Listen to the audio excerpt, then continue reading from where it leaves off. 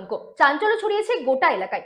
Post অফিসের সামনে একটি প্যাকেটে পড়ে থাকতে দেখা যায় সন্দেহ হয় স্থানীয়দের। সঙ্গে সঙ্গে খবর দেওয়া হয় পুলিশকে।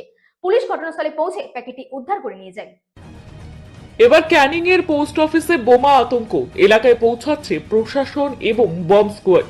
অন্যান্য কোর্টের মতো এবার দক্ষিণ 24 পরগনা জেলার ক্যানিং পোস্ট অফিস সংলগ্ন পাসপোর্ট অফিসে বোমের আতঙ্ক। হঠাৎ পাসপোর্ট অফিসে মেইলের মাধ্যমে হুমকি আসে।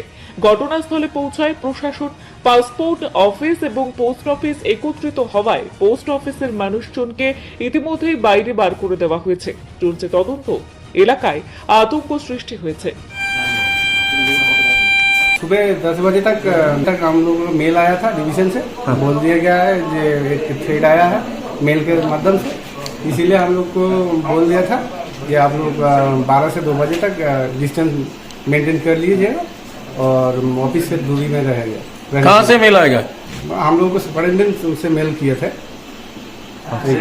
जो बम स्क्वाड बाहिनी आया था कैनिंग से? हाँ आया है 3 बजे तक 4 बजे तक चेकिंग चलता है। हाँ चेकिंग चल रहा है अभी।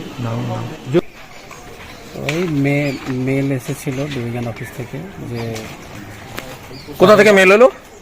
ডিভিশন অফিস থেকে, আমরা যে সুপারিনটেন্ডেন্ট অফিস আছে এখান থেকে মেল এসেছিল। যে তারপরে মেল আসার পরে কি আপনারা অফিস থেকে বেরিয়ে গেলেন? 12:30 থেকে 2টো পর্যন্ত অফিসটাকে বন্ধ রাখা যাবে এসেছিল। কি মনে হয় বোম রয়েছে?